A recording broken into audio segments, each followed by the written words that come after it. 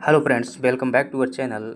Daily target की जो हमारी क्लास होती है उसकी यह अगली क्लास है। आज 23 सितंबर की क्लास। इसमें जो है हम आज फिर से अपना टारगेट करेंगे। जिसको इस क्लास के बारे में और इस प्रोग्राम के बारे में नहीं पता, तो हम क्या कर रहे हैं, जीएस के सब्जेक्ट जो है कवर करने का प्रयास कर रहे हैं। और इसमें हम क्या करते हैं, इस प्लान में डेली हम क्या करते हैं, 3 सब्जेक्ट के अंतर्गत क्या करते हैं, टारगेट डिसाइड करते हैं। और उन्हें पूरा करने के लिए हम क्या करते हैं, कई चरणों की प्रक्रिया अपनाते हैं। हमारा पहला चरण जो होता है, इसमें सबसे पहले टारगेट को डिसाइड करते हैं। टारगेट डिसाइड करने के पश्चात में हम जो है उन टॉपिकों से आने वाले महत्वपूर्ण प्रश्नों को क्या करते हैं, कवर करते हैं इस क्लास के माध्यम से। और यही प्रश्न आपको सेम जो है शाम के समय पर 8:30 बजे 8:30 पर क्विज बोर्ड पर जो है टेलीग्राम में देखने को मिल जाते हैं, जहां पर आपका टेस्ट किया जाता है। डेली पर जो है इसी क्लास का क्या होता है, टेस्ट होता है शाम के समय पर। इसके बाद जो है हर संडे को क्या होती है, एक क्विज प्रतियोगिता होती है, जिसमें विनर्स को जो है प्राइज घोषित किए जाते हैं। तो आप भी यदि इसे जुड़ना चाहते हैं तो जुड़िएगा। चलिए हम अब शुरुआत करते हैं अपनी जो है क्लास की और देखते हैं आज के महत्वपूर्ण प्रश्न। चूँकि पूरा टारगेट जो है एक क्लास में कवर करना होता है, तो मेरा जो उद्देश्य रहेगा ज़्यादा डिटेल में बताने में, क्योंकि ये नहीं हो सकता, समय की थोड़ी सी सीमा रहेगी। क्योंकि एक क्वेश्चन को कवर करने के लिए थोड़ा समय चाहिए होता है, और वो थोड़ा समय का अभाव है फिलहाल में। चलिए देखते हैं और समझते हैं। हमारा जो आज इतिहास में टॉपिक था वो था सिंधु घाटी सभ्यता को लेकर के, और इससे जो है हम देखते हैं आज के प्रश्न देखते हैं और जो है इसे करते हैं। तो आपके सामने जो है पहला प्रश्न है कि मानव समाज विलक्षण है क्योंकि वह मुख्यतः आश्रित होता है। तो सिंधु घाटी सभ्यता को लेकर के ये प्रश्न हैं इतिहास विषय के। जो भी यहाँ से महत्वपूर्ण प्रश्न आए हुए हैं पिछले कई वर्षों में, उनको जो है यहाँ पर कवर कर रहे हैं। तो पहला प्रश्न है कि यह समाज जो है विलक्षण होता है, क्यों होता है, क्योंकि यह मुख्यतः किस पर आश्रित होता है, यह अर्थव्यवस्था पर आश्रित होता है। इसलिए जो है इसे क्या कहा गया है, मानव समाज को विलक्षण कहा गया है। उसी अर्थव्यवस्था और आर्थिक ज़रूरतों के अनुसार पर जो है मनुष्य अलग अलग प्रकार के अपने लक्षण जो क्या करता है, प्रदर्शित करता है। यूपीपीसीएस में पूछा गया प्रश्न है। चलिए हम अगले प्रश्न की बात करते हैं, और हमारा अगला प्रश्न है, अगर आप हमारे साथ में जुड़ना चाहते हैं तो साथियों क्या करेंगे, आप जो है टेलीग्राम ग्रुप पर जाएंगे और वहाँ पर सर्च करेंगे जीएस क्विज चैम्पियन। वहाँ पर आपको ग्रुप मिल जाएगा और इस प्रतियोगिता में आप भी शामिल हो सकते हैं, या फिर डिस्क्रिप्शन बॉक्स में देखेंगे, वहाँ पर भी आपको टेलीग्राम में लिंक मिल जाएगा। मैं कमेंट बॉक्स में भी इसे पिन कर दूँगा। आपका जो है अगला सवाल है वो ये है कि हड़प्पा निम्नलिखित में से किस सभ्यता से संबंधित है। तो हड़प्पा क्या था, एक स्थल था जो कि कहाँ पर स्थित था, यह जो है पंजाब में, वर्तमान पाकिस्तान वाले पंजाब पर स्थित था। तो यह किस सभ्यता से संबंधित है, यह आपका सिंधु घाटी सभ्यता से संबंधित है। और इसकी खोज जो है 1921 में की गई थी। किसके द्वारा, दयाराम साहनी के द्वारा जो है इसकी खोज 1921 में की गई थी, दयाराम साहनी के द्वारा। चलिए अब हम देखते हैं अगला प्रश्न। और हमारे पास जो है अगला प्रश्न है, आपको यह पीडीएफ जो है शाम के समय पर मिल जाएगा। आपको टेस्ट के आधा घंटा पहले रिवीजन करने के लिए दिया जाता है। कुल मिलाकर के उद्देश्य ये रहता है कि बार बार क्वेश्चन क्या होने चाहिए, रिवाइंड होनी चाहिए। सिंधु सभ्यता संबंधित है, किससे संबंधित है, तो हमने बात किया था जब हमने पहली क्लास ली थी कि जिसके जो है पुरातात्विक साक्ष्य होते हैं, साहित्यिक साक्ष्य भी होते हैं, परंतु वह अभी तक जो साहित्यिक साक्ष्य होते हैं उन्हें किसी कारणवश पढ़ा नहीं गया होता। तो ऐसा समय, जिस समय में पुरातात्विक साक्ष्य तो होते हैं लेकिन साहित्यिक साक्ष्य को जो है पढ़ा नहीं गया होता, तो वह समय क्या कहलाता है, आपका आद्य ऐतिहासिक काल कहलाता है। और सिंधु सभ्यता की लिपि अभी तक पढ़ी नहीं गई है, इसलिए यह भी आद्य ऐतिहासिक काल में शामिल होता है। अगले प्रश्न की बात करते हैं, और हमारे पास में जो है अगला प्रश्न है कि सिंधु घाटी की सभ्यता गैर आर्य सभ्यता थी। तो हम जानते हैं इसे कैसे कह पाएंगे कि यह आर्य सभ्यता नहीं थी। आर्यों का आगमन जो है वैदिक काल में हम पढ़ेंगे, तो यह आर्यों की सभ्यता नहीं थी, क्योंकि आर्यों की अपनी कुछ विशेषता थी। आर्य पूर्णतः जो है ग्रामीण जीवन व्यतीत करते थे। कैसा ग्रामीण जीवन व्यतीत करते थे, और प्राकृतिक जीवन, पशुपालन, घास फूस इत्यादि का करते थे।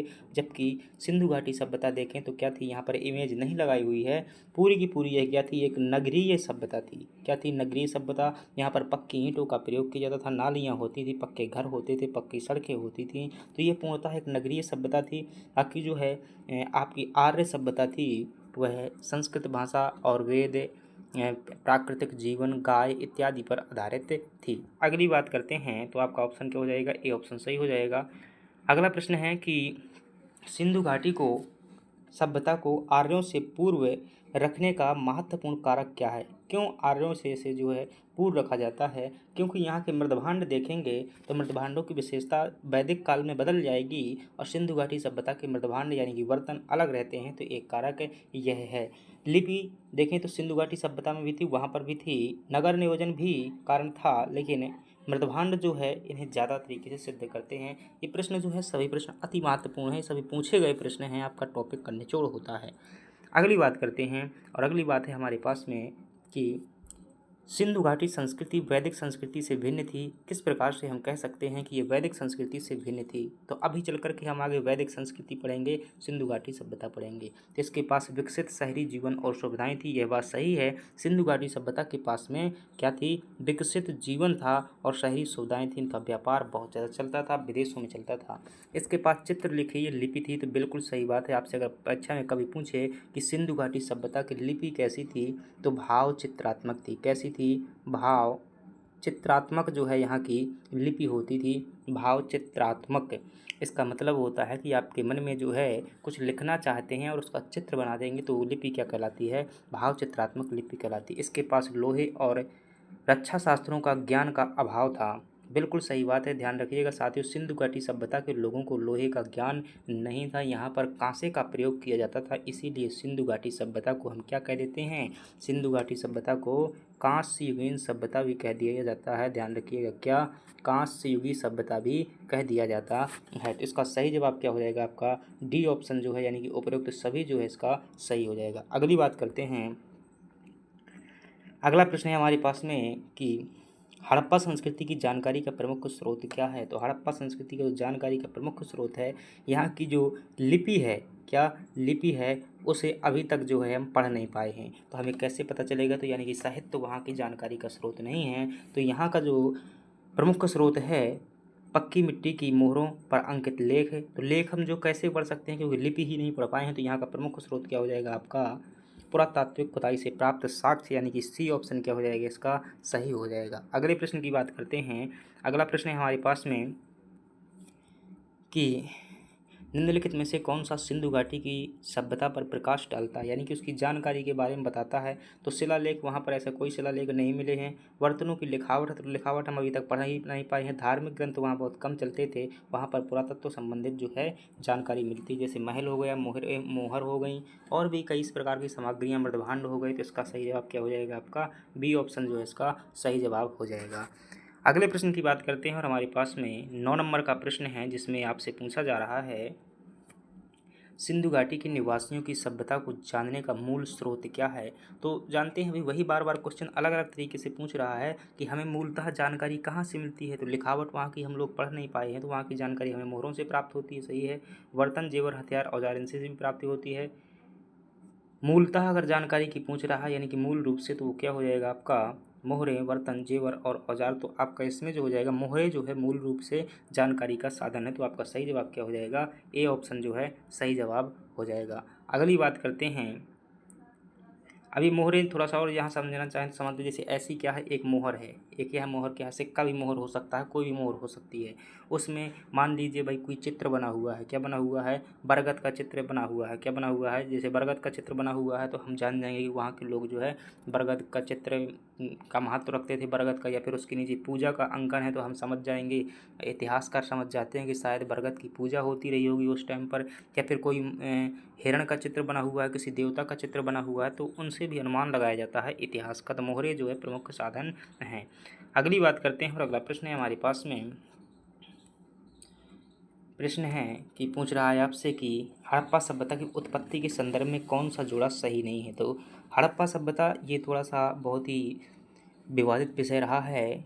इतिहासकार जो है, पहले तो अंग्रेज भारतीयों को बर्बर और असभ्य कहते थे, परंतु जब उन्हें पता चला कि इतनी विकसित सभ्यता भारत में है, तो अंग्रेज इतिहासकार यह बात मानने को तैयार नहीं थे कि भारत के लोगों ने यह सभ्यता बनाई हुई थी। तो अलग अलग इतिहासकारों ने क्या दिए? अलग अलग मत दिए। बाद में भारतीय इतिहासकार भी हुए और उन्होंने भी अपना मत दिया कि ये सभ्यता किसकी बनाई हुई है। तो बताइएगा इसमें कौन सा जो है प्रश्न मतलब कि कौन सा सुमेलित नहीं है, यानी कि कौन उनके मत के अनुसार सुमेलित नहीं है। तो जो एम रफ़ीक मुग़ल हैं, ये क्या कहते हैं कि हड़प्पा सभ्यता ने मेसोपोटामिया की सभ्यता से प्रेरणा ली थी। तो ये बात गलत है, इन्होंने ऐसा नहीं कहा हुआ था। बाकी जो मैके महोदय थे, ये वही मैके थे जिन्होंने चंद्रहूदड़ों की खोज की थी। इनका मानना क्या था, इन्होंने कहा हुआ था कि सुमेर जो मतलब रूस की सभ्यता होती थी, तो वहाँ की सभ्यता का पलायन होकर के भारत में आ गया है, ये भारतीयों की सभ्यता नहीं है।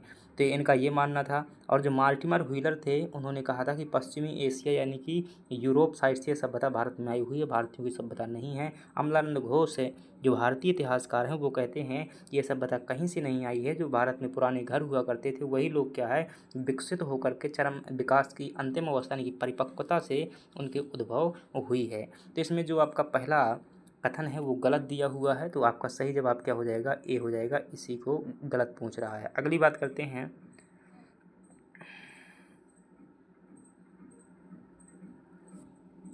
चलिए देखिएगा, प्रश्न कहता है सूची 1 को सूची 2 से सुमेलित कीजिएगा। तो देखिए, आपको क्या करना है, बताना है इसमें कि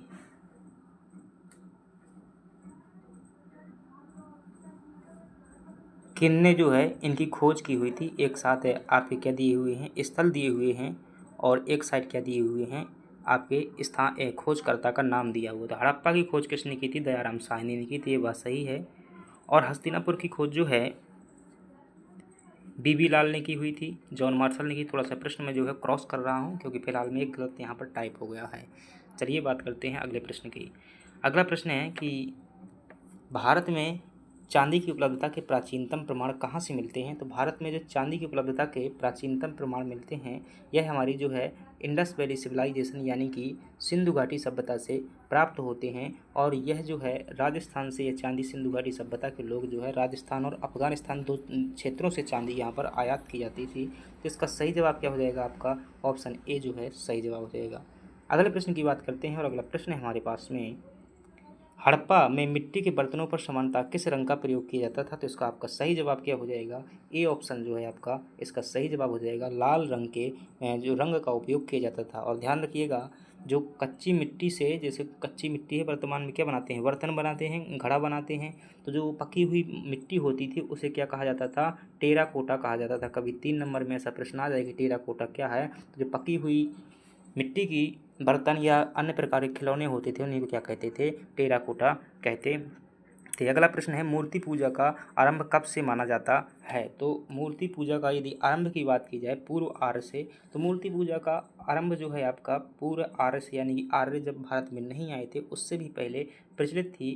क्योंकि जो सिंधु घाटी सभ्यता है वहाँ पर मोहनजोदड़ो नामक स्थान है, उससे क्या मिली थी हमें, एक शिव की प्रतिमा मिली थी, इसे आद्य शिव कहा जाता है। मातृ देवी की प्रतिमा मिली हुई थी। अगली बात करते हैं, अगला प्रश्न है हमारे पास में कि निम्नलिखित पशुओं में से किस एक का हड़प्पा संस्कृति में निरूपण नहीं किया गया है। आप देखेंगे कि हड़प्पा सभ्यता की जो मोहरें होती थी उनमें अलग अलग प्रकार के पशुओं का क्या किया गया है, अंकन किया गया। परंतु ऐसा कौन सा पशु है जिसका अंकन नहीं किया गया है। तो ध्यान रखिएगा, गाय का अंकन नहीं हुआ है।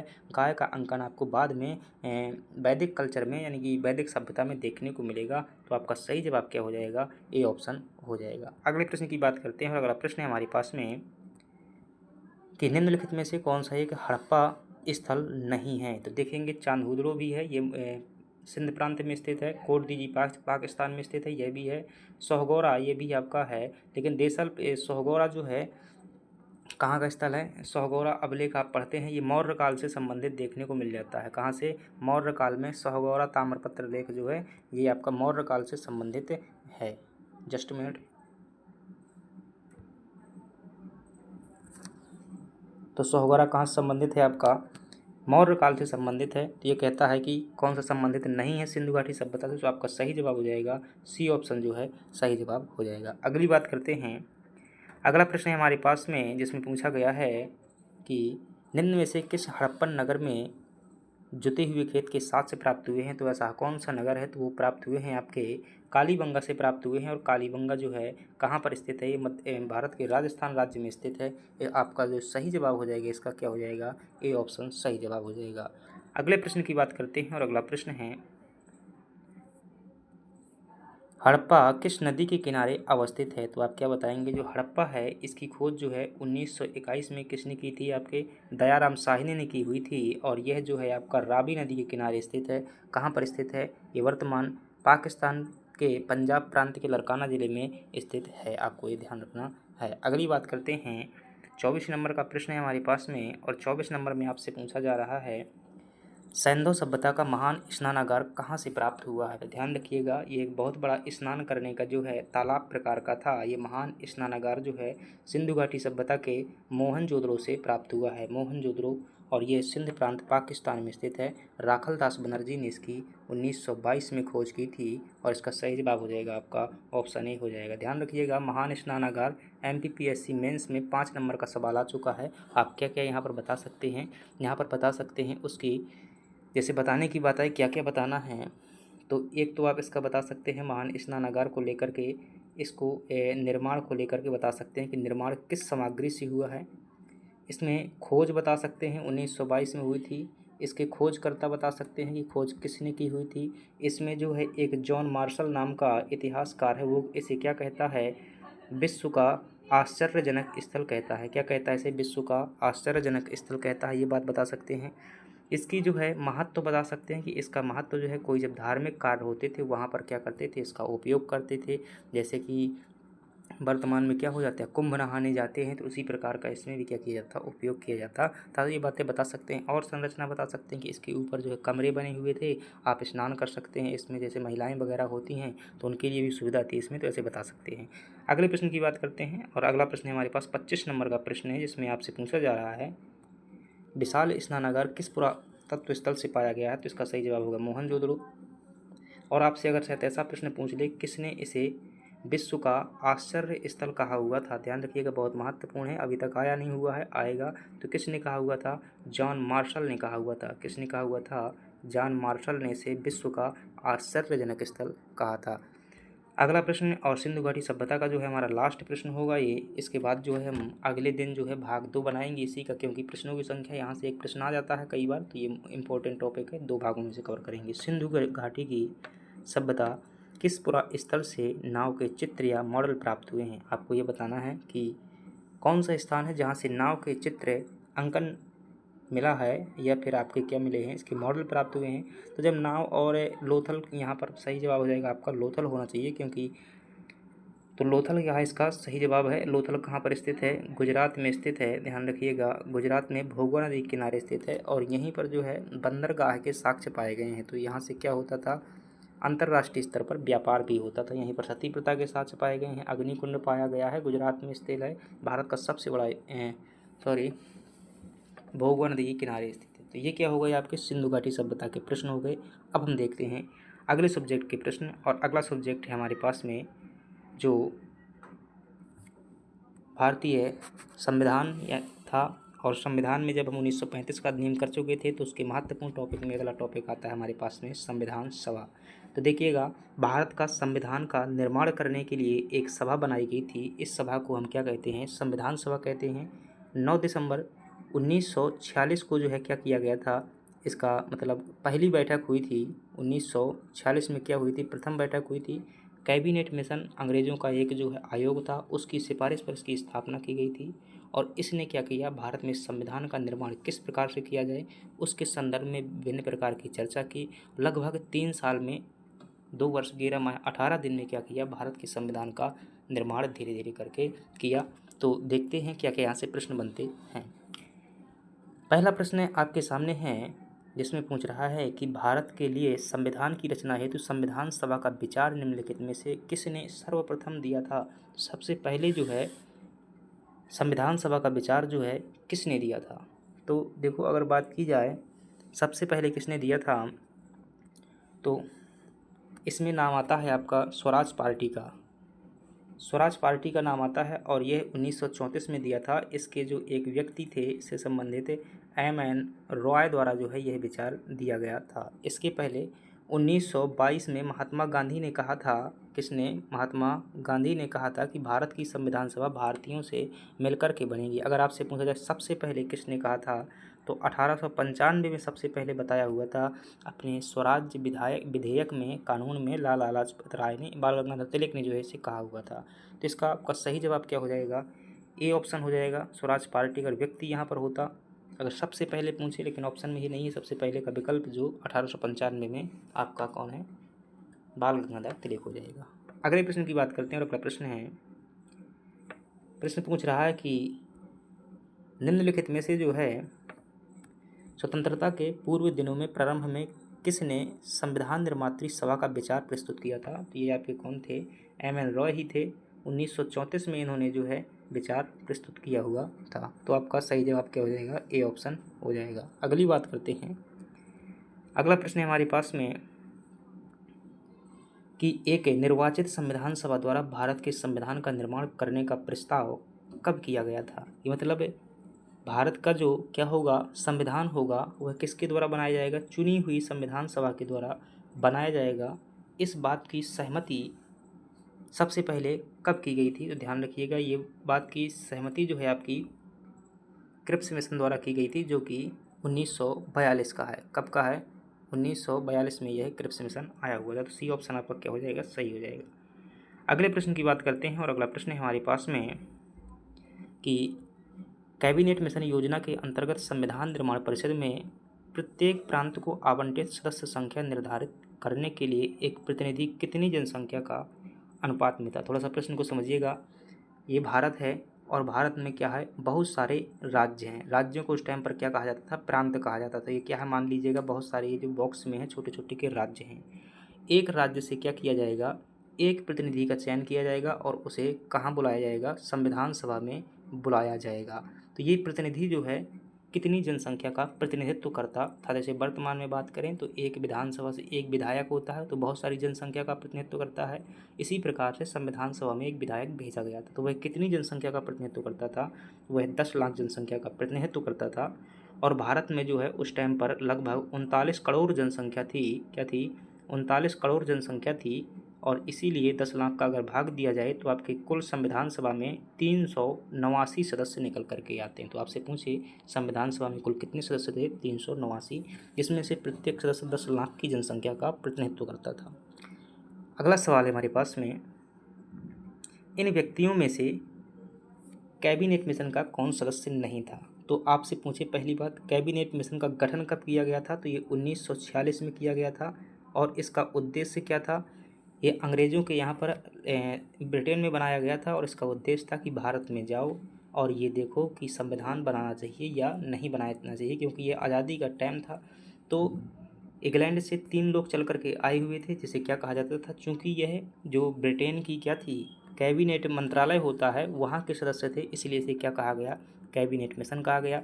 इसमें 3 सदस्य थे, एक थे पैथिक लॉरेंस, एक थे स्टेफोर्ड क्रिप्स, एक थे ए.वी. अलेक्जेंडर। तो ये 3 सदस्य थे, इसमें विलियम गुड शामिल नहीं थे।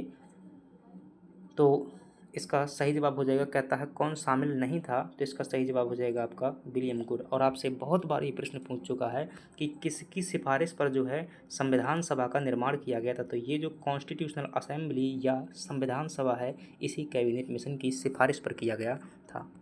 अगले प्रश्न की बात करते हैं और अगला प्रश्न है हमारे पास में कि भारतीय संविधान सभा का गठन किया गया था। तो ध्यान रखिएगा, अभी हमने जो पिछले चर्चा की हुई है कि कैबिनेट मिशन योजना 1946 के अंतर्गत किया गया था, उसी की सिफारिश पर। अगली बात करते हैं और अगला प्रश्न है कि 1946 में निर्मित अंतरिम सरकार में कार्यपालिका परिषद के जो उपसभापति कौन थे? थोड़ी सी प्रश्न को समझिएगा कि 1946 में जब संविधान बनने लगा तो भारत का शासन चलाने के लिए एक पूर्ण रूप से सरकार नहीं बनाई गई थी, लेकिन अंतरिम सरकार बनाई गई थी जो कि कम से कम कार्य करती रहे। तो इसमें जो एक क्या होते हैं, सरकार में 3 भाग होते हैं, उसमें थी कार्यपालिका, और कार्यपालिका परिषद का उपसभापति किसे बनाया गया था?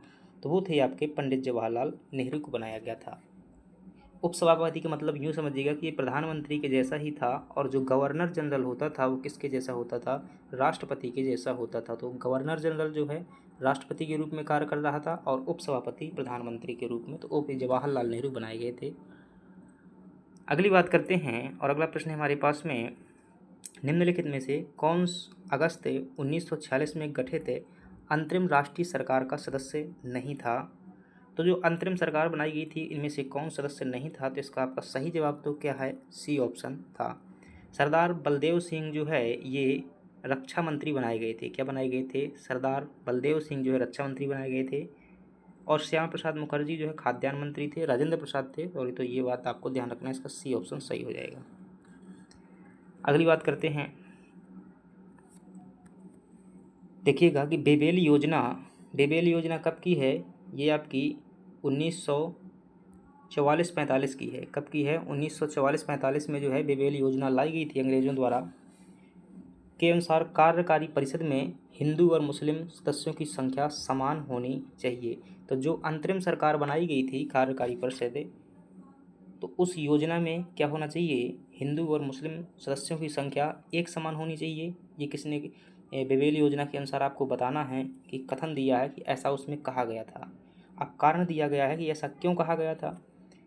तो बेबेल जो उस टाइम का गवर्नर जनरल था, उसका विचार था कि ऐसी व्यवस्था से भारत का बंटवारा रुक जाएगा। ध्यान रखिएगा ये बात गलत है, क्योंकि अंग्रेज ऐसा कभी नहीं चाहते थे कि भारत का बंटवारा न हो और भारत एक रहा जाए। तो अंग्रेज ऐसा नहीं चाहते थे। ये बात सही है कि उसमें जो है हिंदू मुस्लिम की सदस्यों की संख्या बराबर करने की बात कही गई थी, परंतु इसलिए नहीं की गई थी कि बंटवारा रुक जाए। वो तो चाहते थे कि फूट डालो और राज करो की नीति उनका सिद्धांत था, पहले से ही सिद्धांत था। तो इसका सही हो जाएगा क्या, कथन सही है लेकिन कारण गलत है। सी ऑप्शन क्या हो जाएगा, इसका सही हो जाएगा। अगली बात करते हैं, अगला प्रश्न है हमारे पास में, देखिएगा ध्यानपूर्वक पढ़िएगा कि निम्नलिखित में से कौन से कथन संविधान सभा के विषय में सही हैं। क्या ये शब्द पर बहुत गौर दीजिएगा, कई बार इससे गलत हो जाता है, मेरा खुद गलत हुआ है कई बार मैन एग्जाम में भी। तो कौन सही पूछ रहा है कौन गलत पूछ रहा है, वह वयस्क मताधिकार पर आधारित थी। तो ये कहना गलत होगा कि ये वयस्क मताधिकार पर आधारित थी, क्योंकि संविधान सभा का चुनाव जरूर हुआ था, उसमें सभी को वोट देने का अधिकार नहीं मिला था।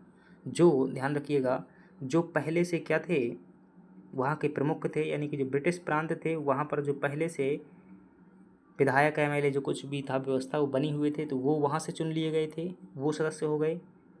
और जो देसी रियासतों के कौन थे, राजा महाराजा थे, उन्हें बुला लिया गया देसी रियासतों से। तो इनसे मिलकर के क्या बनी थी, संविधान सभा के सदस्यों का चुनाव हुआ था। और इन चुनावों में जो है प्रांतों के जो प्रमुख थे, विधायक एमएलए मंत्री यंत्री जो भी रहे होंगे, उन्होंने वोट दिया था और राजा महाराजाओं ने वोट दिए। यहाँ तो इन्होंने अपने जो है प्रतिनिधि भेजे हुए थे। तो वोट तो दिए गए थे लेकिन वयस्क मताधिकार के आधार पर नहीं दिए गए थे, बल्कि जो है कुछ प्रमुख लोगों ने मिलकर दिए थे। जैसा कि वर्तमान में क्या होता है, राष्ट्रपति का चुनाव होता है जिसमें जनता के प्रतिनिधि क्या देते हैं, राष्ट्रपति को वोट देते हैं। तो वैसा ही होता। तो वयस्क मताधिकार कहना ही क्या हो जाएगा, गलत हो जाएगा। वह प्रत्यक्ष निर्वाचन का परिणाम थी। तो ये बात हम कह सकते हैं कि प्रत्यक्ष नहीं फिरे, क्योंकि जब जनता ने वोट नहीं दिया तो इसे प्रत्यक्ष नहीं कहेंगे, अप्रत्यक्ष निर्वाचन कहेंगे। एक प्रकार का निर्वाचन था लेकिन प्रत्यक्ष रूप से नहीं था, ये भी बात गलत हो जाएगी। वह बहुदलीय निकाय थी, ये बात बिल्कुल सही है, क्योंकि इसमें जो है इंडियन नेशनल कांग्रेस के भी सदस्य थे, इसमें बाबा साहब भीमराव जो है वो दूसरी पार्टी से बन करके आए हुए थे, इसमें कम्युनिस्ट पार्टी ऑफ इंडिया के भी सदस्य थे, और इसमें एक सोशलिस्ट जो जयप्रकाश नारायण की पार्टी थी, सोशलिस्ट समाजवादी पार्टी, उसके भी क्या थे ये सदस्य थे। तो ये बात सही है कि उसमें बहुदलीय निकाय थे, क्योंकि उसमें अलग अलग दलों के लोग शामिल थे। उसने अनेक समितियों के माध्यम से कार्य किया था, ये भी सही है, क्योंकि संविधान सभा में 9 छोटी समितियाँ थीं और सैकड़ों की संख्या में जो है 9 बड़ी समितियां बनाई गई थी और छोटी छोटी समितियां बहुत सारी समितियां थीं। उन सभी ने मिलकर के संविधान के अलग अलग हिस्सों में कार्य किया था। तो इसमें क्या हो जाएंगे, 2 बातें सही हैं 2 गलत हैं। हमसे पूछ रहा है सत्य, तो सत्य में क्या हो जाएगा, आपका ऑप्शन सी हो जाएगा।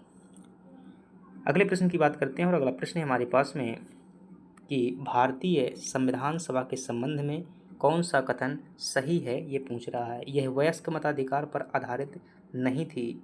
तो यही बात आपकी सही है, यह वयस्क मताधिकार पर आधारित नहीं थी। यह प्रत्यक्ष निर्वाचन का परिणाम थी, ये बात गलत है, क्योंकि अप्रत्यक्ष निर्वाचन हुआ था। यह बहुदलीय संरचना नहीं थी, यह बात भी गलत है, क्योंकि वह बहुदलीय संरचना थी, उसमें एक से अधिक दल थे।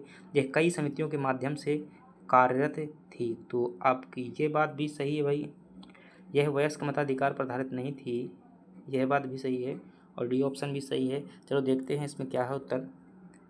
अच्छा ये है कूट वाला प्रश्न है, तो चलो ठीक है। तो इसमें क्या हो जाएंगी, दो बातें सही हैं, हमने देख ली। कौन सा सही है ये पूछ रहा है, पहला सही है और आपका अंतिम सही है, तो ए और डी सही हो जाएंगे। ए और डी जो है आपका किस ऑप्शन में है, ये आपका ए ऑप्शन में है, तो इसका ए ऑप्शन जो है क्या है, सही हो जाएगा। ए का मतलब यहाँ वाला नहीं, नीचे वाला है। अगली बात करते हैं। अगला प्रश्न है, आपसे पूछ रहा है कि निम्नलिखित में से संविधान सभा के बारे में क्या करना है आपको, गलत कथन कौन सा है ये बताना है। गलत कथन की जब हम बात करेंगे कि गलत कथन कौन सा है ये बताने के लिए, तो इसकी बड़ी संख्या ने समितियों की मदद से काम किया और उसमें प्रारूप समिति सबसे महत्वपूर्ण थी, तो ये बात क्या है आपकी सही है, इसे गलत नहीं ठहरा सकते।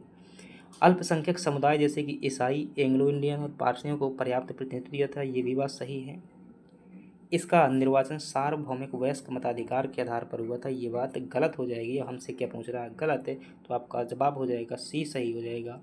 इसका चुनाव 1935 के अधिनियम के 6वीं अनुसूची पर आधारित था, कर संपत्ति और शैक्षिक योग्यता के आधार पर, ये भी सही है। जिसके पास जो कोई ज़्यादा टैक्स देता था, जिसके पास ज़्यादा संपत्ति थी, उसी को वोट देने को मिला था। तो आपका सही जवाब पूछ रहा है, क्या पूछ रहा है, कौन सा कथन गलत है, तो सी ऑप्शन इसका गलत है, तो यही आपको उत्तर हो जाएगा। अगली बात करते हैं कि भारत के संविधान का प्रारूप तैयार करने वाले संविधान सभा के सदस्यों को, मतलब ये पूछ रहा है कि जो संविधान सभा थी उसके सदस्य कैसे बने थे, ये पूछ रहा है प्रश्न। ब्रिटिश संसद द्वारा नामित किया था, गलत बात है, क्योंकि नामित नहीं किया गया था। गवर्नर जनरल द्वारा नामित किया था, ये भी गलत बात है। विभिन्न प्रांतों की विधानसभाओं द्वारा चुना गया था, यही बात आपकी क्या हो जाएगी, सही हो जाएगी, क्योंकि जो विधायक थे वहाँ पर उन्होंने ही क्या कर लिए थे, संविधान सभा के लिए सदस्य चुन लिए थे, तो आपका सी ऑप्शन क्या हो जाएगा, सही हो जाएगा। अगली बात करते हैं, और अगला प्रश्न है हमारे सामने कि भारतीय इतिहास के संदर्भ में प्रांतों से संविधान सभा के सदस्य, वही बात है, संविधान सभा के बारे में बात की गई है कि जो प्रांत थे और उसमें जो संविधान सभा के सदस्य थे वह कैसे संविधान सभा में पहुँचे हुए थे। उन प्रांतों के लोगों द्वारा सीधे चुने गए थे, नहीं। भारतीय राष्ट्रीय कांग्रेस तथा मुस्लिम लीग द्वारा नामित किए गए थे, ये भी बात नहीं। प्रांतीय विधानसभाओं द्वारा निर्वाचित हुए थे, तो आपका सी ऑप्शन क्या हो जाएगा, सही हो जाएगा। अगली बात करते हैं, और हमारे पास 15 नंबर का प्रश्न है, जिसमें आपसे पूछा जा रहा है कि संविधान सभा के सदस्यों का चुनाव कैसे हुआ था। तो सीधे जनता द्वारा नहीं हुआ था भाई, भारतीय राष्ट्रीय कांग्रेस द्वारा नहीं हुआ था, भारतीय राज्यों के शासकों से नामांकन, ये भी नहीं, प्रांतीय सभाओं द्वारा क्या किया गया था, चुना गया था, तो डी ऑप्शन आपका क्या हो जाएगा, सही हो जाएगा। अगली बात करते हैं, और हमारे पास में लास्ट प्रश्न है भारतीय संविधान का। संविधान सभा के अंतर्गत संविधान सभा के चुने हुए स्थायी अध्यक्ष कौन थे, तो ध्यान रखिएगा 9 दिसंबर 1946 को क्या बनाई गई थी, संविधान सभा की पहली बैठक हुई थी, और इस टाइम पर स्थायी अध्यक्ष का चुनाव नहीं किया गया था। तो जो सच्चिदानंद कौन थे, सिन्हा थे, सच्चिदानंद सिन्हा थे, उनको क्या कर लिया गया था, अस्थायी अध्यक्ष के तौर पर चुन लिया गया था। बाद में तीसरी बैठक में जो है स्थायी अध्यक्ष का चुनाव हुआ था, और स्थायी अध्यक्ष कौन बने थे, राजेंद्र प्रसाद बने हुए थे, ध्यान रखिएगा। और जबकि अस्थायी कौन थे, सच्चिदानंद सिन्हा थे। तो इसका सही जवाब क्या हो जाएगा, आपका सी ऑप्शन जो है सही जवाब हो जाएगा। तो ये हमारे प्रश्न थे कौन से, भारतीय संविधान यानी कि संविधान सभा के। अभी संविधान सभा भी पूरी नहीं हुई है, इसके भी जो है प्रश्न बहुत कुछ बाकी है, कल जो है शेष बनाएगी, तो 2 पार्ट में होगा सिंधु घाटी सभ्यता भी, ये भी, क्योंकि ये इंपॉर्टेंट टॉपिक है। अब बात करते हैं मध्य प्रदेश का पुनर्गठन और इसके संभाग। तो हम जानते हैं मध्य प्रदेश में क्या है, वर्तमान में जो है 10 संभाग हैं, लेकिन जब मध्य प्रदेश बात की जाए 15 अगस्त 1947 के समय पर, उस टाइम पर देखेंगे तो मध्य प्रदेश में 7 संभाग थे और छत्तीसगढ़ भी इसी में साथ में था। और मध्य प्रदेश में उस टाइम पर जो है कितने ज़िले थे, 45 ज़िले थे जब मध्य प्रदेश आज़ाद हुआ था, और इसी में छत्तीसगढ़ भी शामिल था। लेकिन वर्तमान में कितने ज़िले हैं, 55 ज़िले हैं, ये बात भी ध्यान रखिएगा। मध्य प्रदेश का पुनर्गठन देखो, सबसे पहले जब हमें क्या मिलती है, आज़ादी मिलती है 1947 को, तो 1947 से लगा करके 1952 तक जो है, जो देसी रियासत के राजा होते थे वही जो है अपने अपने राज्य में शासन के रूप में उन्होंने कार्य किया, और मंत्रिमंडल बना दिया गया काम चलाने के लिए। लेकिन भारत के प्रथम चुनाव कब होते हैं, 1952 में जो है प्रथम चुनाव होते हैं। तो वहाँ पर क्या किया जाता है, चुनाव के दौरान जो है मुख्यमंत्री बनाया जाता है, और हर राज्य में जो है अपने अपने मुख्यमंत्री बनते हैं। इसके पश्चात 1956 में मध्य प्रदेश के जितने भी छोटे छोटे क्षेत्र थे राजा महाराजाओं के, उन सभी को लेकर के क्या बनाया जाता है, एक मध्य प्रदेश का पुनः गठन किया जाता है और 1956 में 1 नवंबर 1956 को मध्य प्रदेश बन करके आता है। और उसके पश्चात लगातार मध्य प्रदेश में कई ज़िले बनते रहते हैं, कई संभाग बनते रहते हैं और कई ज़िलों को तोड़ा जाता है, कई को मिलाया जाता है। तो उन्हीं पर हमारे आधारित प्रश्न हैं, हम देखते हैं। हमारे पास में पहला प्रश्न है जिसमें पूछा जा रहा है कि मध्य भारत की 2 राजधानियाँ कौन थी। देखिएगा, जब मध्य प्रदेश पहले की बात करें आज़ादी से पहले तो कैसा था, मध्य प्रदेश में एक राज्य हुआ करता था, क्या, मध्य भारत। क्या होता था, मध्य भारत। और ये मध्य भारत जो है आज़ादी के बाद बनाया गया था। इसमें जो है 2 रियासतें प्रमुख थीं, एक थी इंदौर रियासत और एक थी आपकी ग्वालियर रियासत। ये 2 रियासत थी, इनको मिलाकर के बनाया गया था। एक भाग हुआ करता था आपका ये सेंट्रल प्रोविंस, जिसे सीपी कहा जाता था, सेंट्रल प्रोविंस, केंद्रीय प्रांत, ये अंग्रेज़ों के अधिकार में हुआ करता था। और एक भाग होता था विंध्य प्रदेश, जिसे स्टेट सी कहते थे, विंध्य प्रदेश। इसमें बघेलखंड वाला और बुंदेलखंड वाला दोनों क्षेत्र शामिल हुए करते थे। तो इनकी अपनी अलग अलग राजधानी होती थी, अलग अलग शासन चलाते थे। यही पूछ रहा है कि जो मध्य भारत है ये वाला है, इसकी 2 राजधानियाँ कौन सी हुआ करती थी। तो आपका सही जवाब क्या हो जाएगा, इंदौर और ग्वालियर हो जाएगा। क्योंकि जब इसका गठन किया गया था मध्य भारत का, तो जब इंदौर को राजधानी बनाई गई तो सिंधिया ने कहा कि हमारे यहाँ राजधानी होनी चाहिए। उसी प्रकार से होलकरों ने कहा, तो दोनों को 6-6 माह की राजधानी बना दी गई थी। आपका सही जवाब क्या हो जाएगा, बी हो जाएगा। अगले प्रश्न की बात करते हैं और हमारे पास में है आपका दूसरा प्रश्न, जिसमें पूछा जा रहा है मध्य प्रदेश राज्य के गठन से पहले मध्य भाग को किस नाम से जानते थे। तो जो मध्य भाग होता था, मध्य भाग का मतलब ऐसा है, तो मध्य भाग को जो है हम कहेंगे तो मध्य भारत कहते थे, लेकिन इसे सेंट्रल प्रोविंस जो है कहा जाता था। देखिएगा, थोड़ा सा एक बार मैं मैप बना दूंगा, आप ज़्यादा बेहतर समझ पाएंगे। जैसे हम एक सांकेतिक मैप बनाने का प्रयास करते हैं, ठीक है। देखिएगा, तो जो ये वाला क्षेत्र होता था, कौन सा, आपका ये वाला क्षेत्र होता था, जो ये क्षेत्र इंदौर वाला होता था, किनके पास में था, होलकर राज्य के पास में था, ठीक है, यशवंतराव होलकर के पास में। और जो ये वाला क्षेत्र होता था, ये वाला क्षेत्र, ये किसके पास में था, ये ग्वालियर वाला क्षेत्र था और ये था सिंधिया के पास में।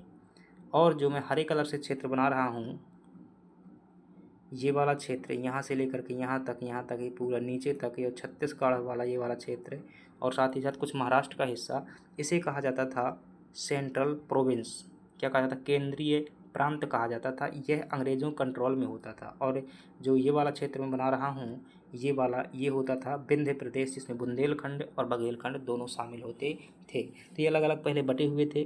तो पूछ रहा है इस वाले को किस नाम से जानते थे। तो इसे सीपी कहा जाता था, सेंट्रल प्रोविंस एंड बरार कहा जाता था। और इसे 1 नवंबर 1861 या 62 को, 61-62 में इसका क्या किया गया था, गठन किया गया था।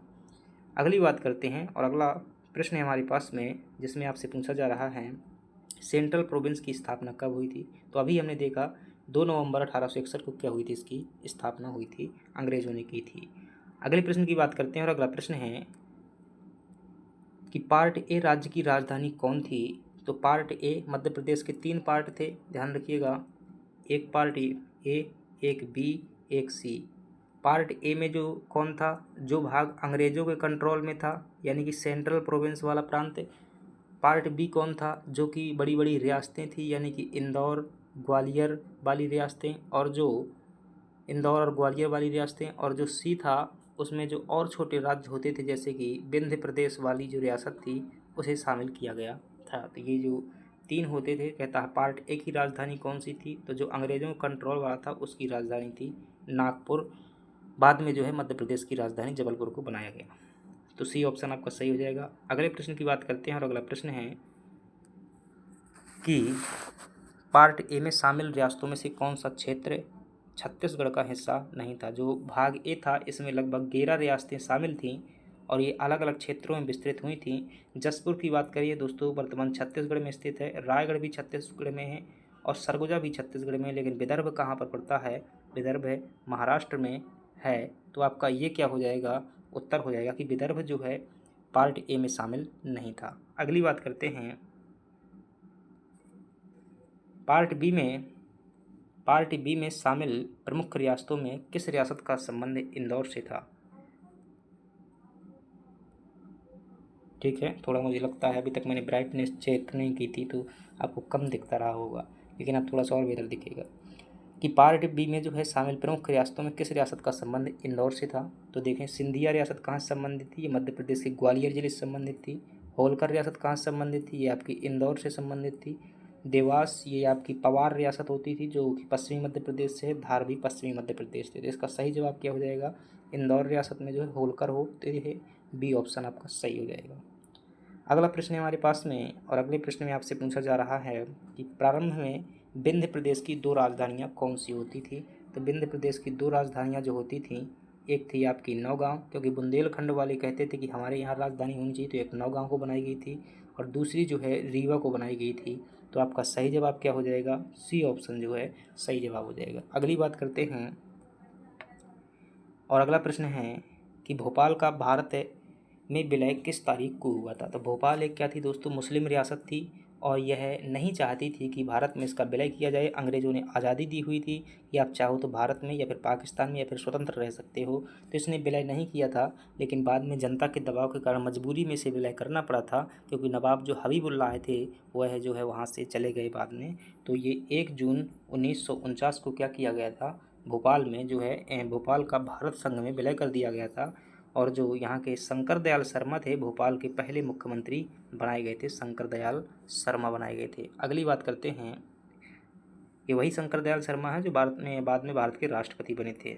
अगला प्रश्न है कि मध्य प्रदेश राज्य के विलय के बाद एकीकृत विधानसभा की कुल सीटों की संख्या कितनी थी? तो हमने अभी देखा कि एक ए स्टेट होता था जिसमें अंग्रेज़ों के कंट्रोल वाला भाग होता था, एक बी होता था जिसमें बड़ी बड़ी रियासतें होती थी जैसे ग्वालियर इंदौर, एक भाग क्या होता था? सी होता था, इसमें विंध्य प्रदेश रियासतें थीं, एक भोपाल जो है अलग से होता था। इन सभी की जो है छोटी छोटी विधानसभाएं होती थीं, किसी में 10, किसी में 20, किसी में 30 है। तो जब मध्य प्रदेश को मिलकर के एक बनाया गया तो इन सभी विधानसभाओं की संख्या कितनी हो गई? 339 विधानसभा सीटें हो चुकी थीं। अगले प्रश्न की बात करते हैं, और अगला प्रश्न है मध्य प्रदेश का गठन किस अधिनियम और किस धारा के तहत हुआ था? जो पूरा मध्य प्रदेश है, ये भाग ए, भाग बी, भाग सी और भोपाल, इन सभी को मिलाकर क्या बनाया गया था? पूरा मध्य प्रदेश बनाया गया था। और ये कब? 1 नवंबर 1956 को बनाया गया था। तो 1 नवंबर 1956 के अधिनियम की धारा 9 के तहत क्या किया गया था? इसका गठन किया गया था। तो आपका सही जवाब क्या हो जाएगा? बी ऑप्शन हो जाएगा। अगले प्रश्न की बात करते हैं, और अगला प्रश्न है हमारे पास में कि राज्य पुनर्गठन आयोग ने मध्य प्रदेश की राजधानी किस शहर को सुझाव दिया था? तो जो राज्य पुनर्गठन आयोग था, जो कि किसकी अध्यक्षता में बनाया गया था? फजल अली की अध्यक्षता में बनाया गया था। और इसने क्या कहा था कि मध्य प्रदेश की जो राजधानी होना चाहिए वो क्या होना चाहिए? जबलपुर जो है मध्य प्रदेश की राजधानी होना चाहिए। परंतु जवाहरलाल नेहरू के प्रस्ताव के कारण जो है मध्य प्रदेश की राजधानी को भोपाल बनाया गया था। लेकिन यहाँ पर प्रश्न पूछ रहा है कि राज्य पुनर्गठन आयोग ने कौन सी राजधानी बनाने का सुझाव दिया था? तो आपका सही जवाब हो जाएगा सी ऑप्शन हो जाएगा। अगली बात करते हैं, और अगला प्रश्न है हमारे पास में जहाँ पूछा जा रहा है छत्तीसगढ़ राज्य का गठन किस तारीख को हुआ था? तो 1 नवंबर 2000 को क्या किया गया था? मध्य प्रदेश से छत्तीसगढ़ को क्या कर दिया गया था? अलग कर दिया गया था और एक नया राज्य बनाया गया था। तो सही जवाब आपका क्या हो जाएगा? ऑप्शन बी हो जाएगा। अगले प्रश्न की बात करते हैं, और अगला प्रश्न है BR दुबे समिति की सिफारिश पर मध्य प्रदेश में कितने जिलों का गठन किया गया था? तो ये जो 1998 को समिति बनी थी, इसके तहत जो है कुल 10 जिलों का गठन किया गया था। 10 में से 6 जिले जो है कहाँ चले गए थे? आपके छत्तीसगढ़ में चले गए वर्तमान के, और 4 जिले जो थे वर्तमान मध्य प्रदेश में थे। इसमें थे आपका बड़वानी, श्योपुर और आपका जो है कटनी, और एक था डिंडोरी। ऐसे जो कुल मिलाकर के कितने 4 जिले मध्य प्रदेश में बचे हुए थे। BR दुबे की समिति की सिफारिश पर पूछ रहा है कितने नए जिले, यानी कुल पूछ रहा है, तो कुल जो है 10 नए जिले बनाए गए थे। लेकिन अगर पूछे कितने मध्य प्रदेश में बचे हुए थे, तो 4 जो हो जाएगा। अगली बात करते हैं, और अगला प्रश्न है कि 14 अगस्त 2013 में शाजापुर से अलग होकर कौन सा जिला बनाया गया था? तो मध्य प्रदेश का जो शाजापुर जिला था उससे अलग होकर 2013 में आगर मालवा जिला बनाया गया था। और 2013 के बाद जो बात करें हम, तो आपके जो है आगे चल कर के 2019 में एक ज़िला बनाया गया, 2019 में जो है निवाड़ी को बनाया गया था, और 2023 में जो है मऊगंज को बनाया गया था। 2024 में जो है आपके 2 ज़िले और बनाए गए, कौन कौन से, पांढुर्ना और मैहर ज़िला बनाए गए थे। मैहर जो है क्या है, 55 नंबर का ज़िला है, वो मैहर है। अगले प्रश्न की बात करते हैं, इसका बी ऑप्शन सही हो जाएगा, बी ऑप्शन है। अगली बात करते हैं अगला प्रश्न की कि मध्य प्रदेश के पुनर्गठन के बाद पहला नया जिला कौन सा बना था। तो मध्य प्रदेश का पुनर्गठन की अगर बात की जाए तो कब हुआ था, वर्ष 2000 में हुआ था, जब छत्तीसगढ़ से अलग किया गया था। तो इसके गठन के बाद जो है 2003 में मध्य प्रदेश में ज़िलों का निर्माण किया गया, और इस टाइम पर जो है 3 ज़िले बनाए गए थे। वो कौन कौन से था, एक था आपका बुरहानपुर, एक था आपका अशोकनगर, और एक था आपका अनूपपुर। इस प्रकार के 3 ज़िले बनाए गए थे। इसमें से ऑप्शन कौन सा है, तो बुरहानपुर जो है आपका ऑप्शन है, तो बी ऑप्शन क्या हो जाएगा, सही हो जाएगा। अगले प्रश्न की बात करते हैं, और अगला प्रश्न है कि उज्जैन संभाग का गठन कब किया गया था। तो मध्य प्रदेश जब 1947 में था, 1947 में, तो उस समय पर 7 संभाग थे, मध्य प्रदेश में 7 संभाग थे। 1975 में जो क्या किया गया था, सागर संभाग का गठन किया गया था, और 1977 में जो है उज्जैन संभाग का गठन किया गया था। 1980 में जो है आपका चंबल संभाग, चंबल और होशंगाबाद संभाग, ये 2 का गठन किया गया था। शहडोल संभाग का गठन जो कब किया गया था, 2008 में किया गया था। तो इसमें पूछ रहा है उज्जैन संभाग का गठन, तो आपका सही जवाब क्या हो जाएगा, सी ऑप्शन जो है सही हो जाएगा। अगले प्रश्न की बात करते हैं, पूछता है कि जबलपुर संभाग में कितने ज़िले हैं। तो मध्य जबलपुर संभाग में आपके कुल जो है वर्तमान में 9 ज़िले हैं। आपका डी ऑप्शन जो है सही माना जाएगा। जबलपुर संभाग क्षेत्रफल की दृष्टि से मध्य प्रदेश का सबसे बड़ा संभाग है, साक्षरता में भी आगे है। अगले प्रश्न की बात करते हैं, और अगला प्रश्न है कि किस संभाग का नाम नर्मदापुरम कर दिया गया था। तो इस संभाग का नाम बदल करके क्या कर दिया गया है, होशंगाबाद संभाग का नाम बदल करके क्या किया गया है, नर्मदापुरम कर दिया है। सी ऑप्शन जो है आपका सही हो जाएगा। यह जो है एक इतिहास में शासक मिलता है मध्य प्रदेश में पढ़ने में, तो होशंग शाह नामक एक मुस्लिम शासक हुआ करता था मालवा में, उसी के नाम पर जो है इसका नाम होशंगाबाद था, और वर्तमान में इसे क्या कर दिया गया है, नर्मदापुरम कर दिया गया है। अगली बात करते हैं, और अगला है हमारे पास में कि मध्य प्रदेश का सर्वाधिक जनसंख्या वाला संभाग कौन सा है। तो देखो अगर बात की जाए सर्वाधिक जनसंख्या वाले संभाग की बात की जाए तो वो कौन सा हो जाएगा, इंदौर हो जाएगा। लेकिन अगर क्षेत्रफल में सबसे बड़े संभाग की बात की जाए तो जबलपुर हो जाएगा। अगर छोटे की बात की जाए तो चाहे वो जनसंख्या में छोटा पूछे, चाहे आपका पूछे क्षेत्रफल में छोटा, दोनों ही परिस्थितियों में आपको उत्तर क्या हो जाएगा, शहडोल जो है आपका आंसर हो जाएगा, शहडोल। ठीक है, शहडोल हो जाएगा।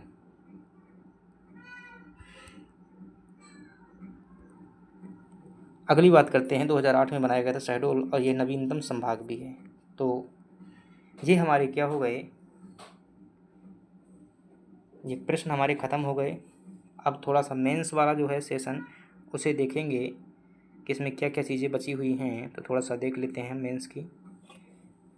तो मेंस में देखो 3 नंबर में हमें उद्देश्य प्रस्ताव करना है। तो जब संविधान क्या है बन रहा था उस टाइम पर भारत के जो 3 बार प्रधानमंत्री रहे पंडित जवाहरलाल नेहरू, कौन, पंडित जवाहरलाल नेहरू ने कब आपके संविधान सभा की दूसरी बैठक में, ठीक है, 13 दिसंबर 1946 को 13 दिसंबर 1946 को क्या किया, एक प्रस्ताव प्रस्तुत किया था संविधान सभा में। किसने, जवाहरलाल नेहरू ने एक समय प्रस्ताव प्रस्तुत किया था, और इसका उद्देश्य था कि भारतीय संविधान में क्या क्या मूल रूप से बातें होनी चाहिए, जैसे कि स्वतंत्रता, समानता, न्याय, मूल अधिकार, ऐसी इसमें कुछ मुख्य बातें थीं।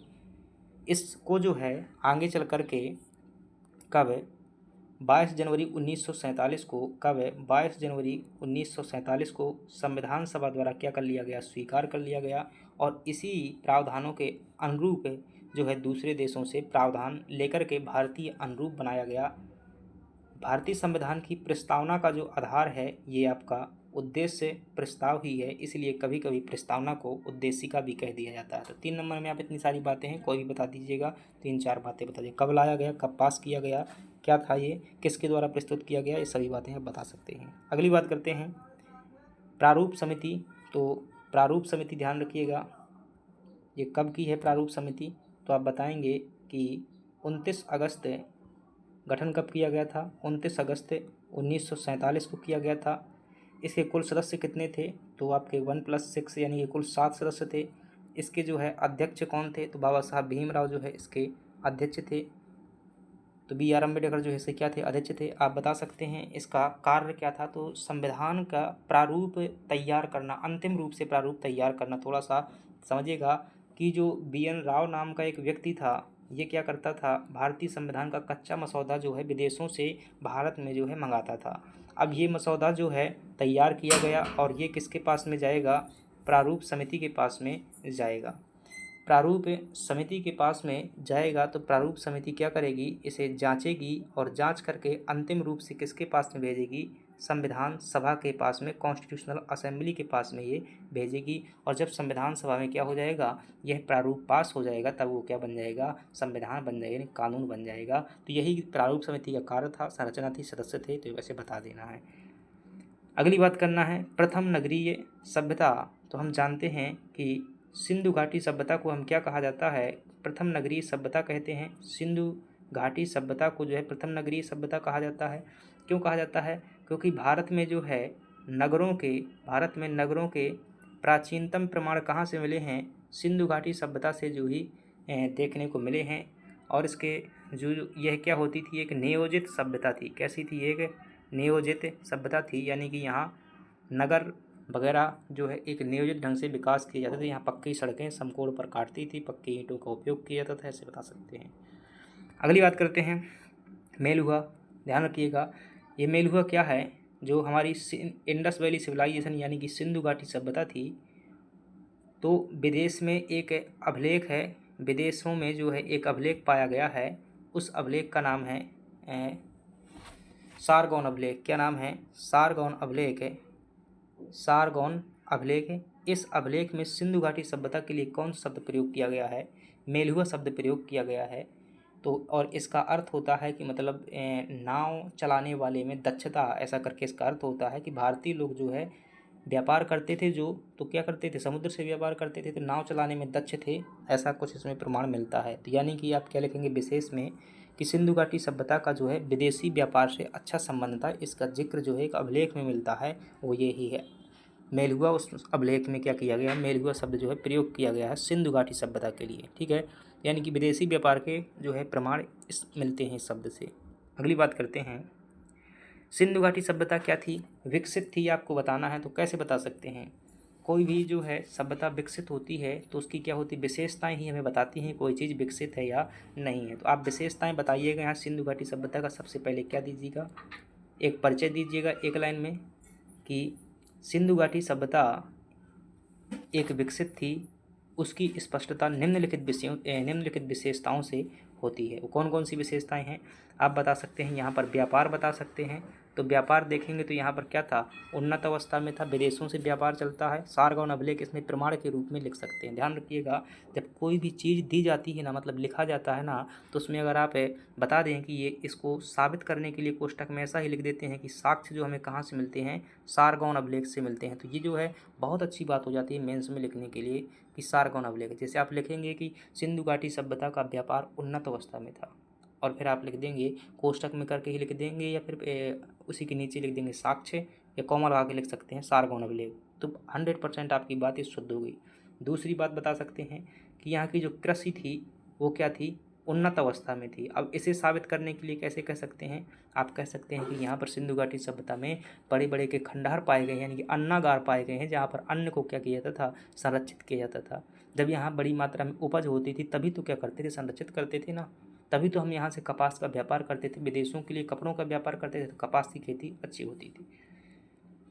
तीसरे नंबर में आप बता सकते हैं यहाँ के नगरों के बारे में चर्चा कर सकते हैं कि यहाँ के नगर जो होते थे क्या थे, विकसित अवस्था में थे। और जहाँ पर नगरीकरण का विकास होता है वहाँ पर छुआछूत, जाति प्रथा इत्यादि का विकास नहीं होता है। यह विकसित विशेषताएं होती हैं। अभी गाँवों में जाइए जो विकसित नहीं है वहाँ पर खूब एकदम से चलता है, लेकिन आप अपने नगरों में देखेंगे आसपास पर कोई मतलब नहीं है आप किस जाति धर्म के हैं। तो नगरीय जीवन कहीं ना कहीं विकास का भी आधार होता है।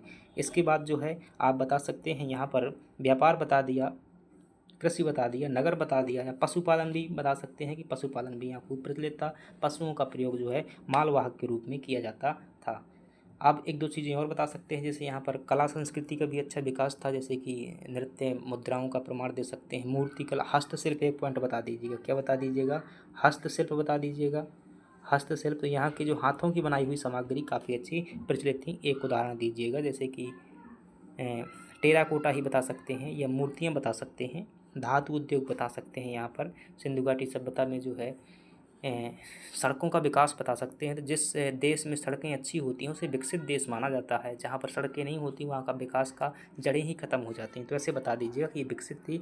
निष्कर्ष में बता दीजिएगा, अतः उपरोक्त विशेषताओं से स्पष्ट हो रहा है कि सिंधु घाटी सभ्यता न सिर्फ एक विकसित थी जबकि एक उन्नत अवस्था में भी थी, जहाँ का जीवन खुशहाल था। अगली बात करते हैं, संविधान सभा की आलोचना करना है। संविधान जो सभा थी वो क्या थी, उसकी क्या करना है, आपको कमियां निकालना है, आलोचना करना है। आपको नहीं करना है, कुछ विद्वानों के मत बता देना। जैसे कि एक कहा जाता है कि यह एक जाति की संस्था थी। क्या कहा जाता है? यह एक जाति की, यह कहा जाता है कि यह क्या थी, एक जाति की संस्था थी। ऐसे कह करके आलोचना की जाती है। तो ऐसा क्यों कहा जाता है? ऐसा इसलिए कहा जाता है भाई कि इसमें हिंदू क्या थे, ज़्यादा थे, मुस्लिम का प्रतिनिधित्व तो कम था। इसलिए जो एक अंग्रेज ने कूट करते हुए इसे लिखा कि सिंधु घाटी सभ्यता क्या थी, एक जाति की संस्था थी। कुछ लोग इसकी आलोचना करते हैं, कुछ विद्वान, कि यह भारतीयों द्वारा बनाई नहीं थी, ये क्या थी, अंग्रेजों द्वारा ही बनाई गई थी, यानी कि गुलामी की दास्ता का ये प्रतीक है। क्यों? क्योंकि इसका गठन जो किया गया था, संविधान सभा का गठन कैबिनेट मिशन यानी अंग्रेजों के मंत्रियों की सिफारिश पर किया गया था, परंतु यह बात गलत है।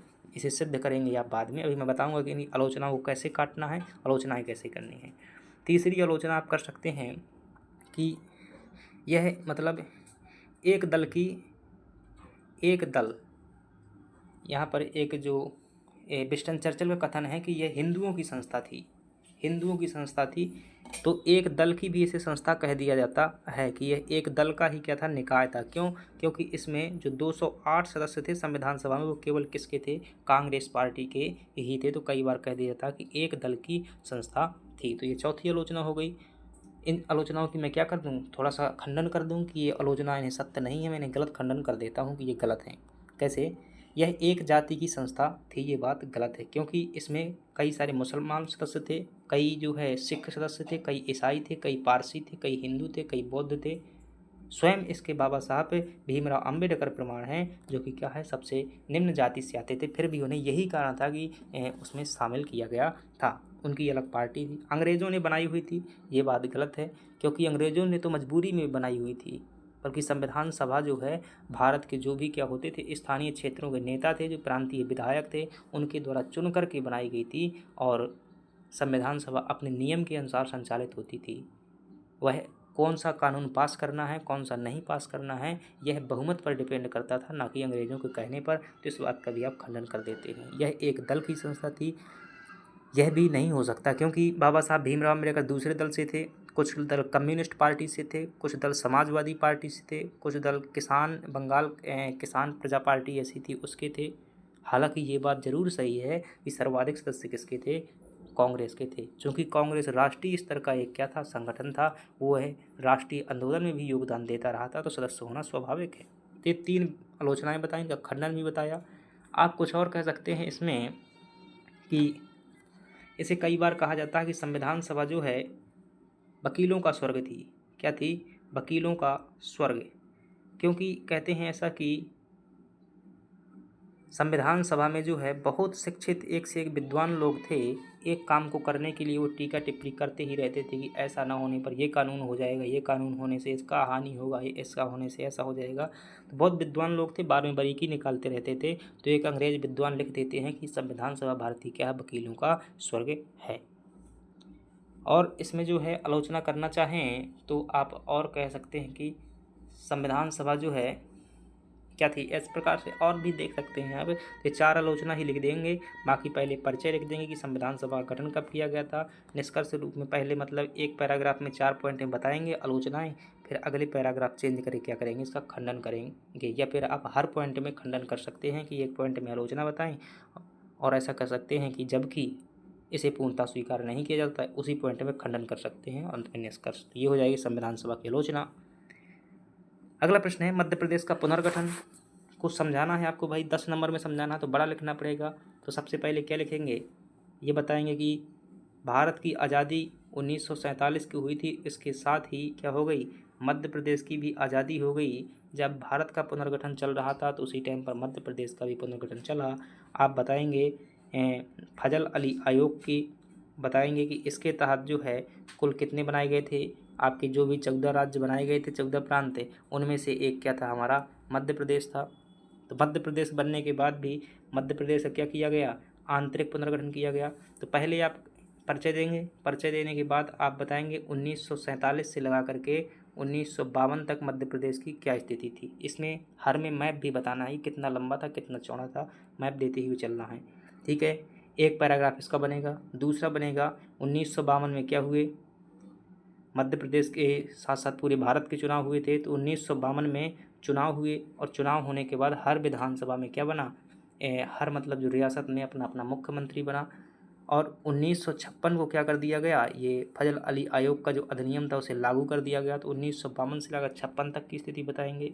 फिर आप बताएंगे 1956 से लगा करके कब, 1 नवंबर 2000 तक। और 2000 में क्या हो गया था, छत्तीसगढ़ का मध्य प्रदेश से विभाजन हो गया था, तो यहाँ भी मैप में दर्शाएंगे।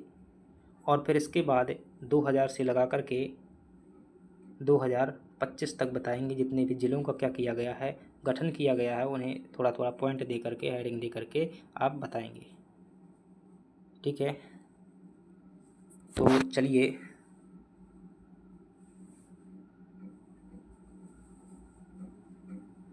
आपकी क्या हो गई, ये क्लास जो है ख़त्म हो गई। अंत में एक निष्कर्ष बताएंगे।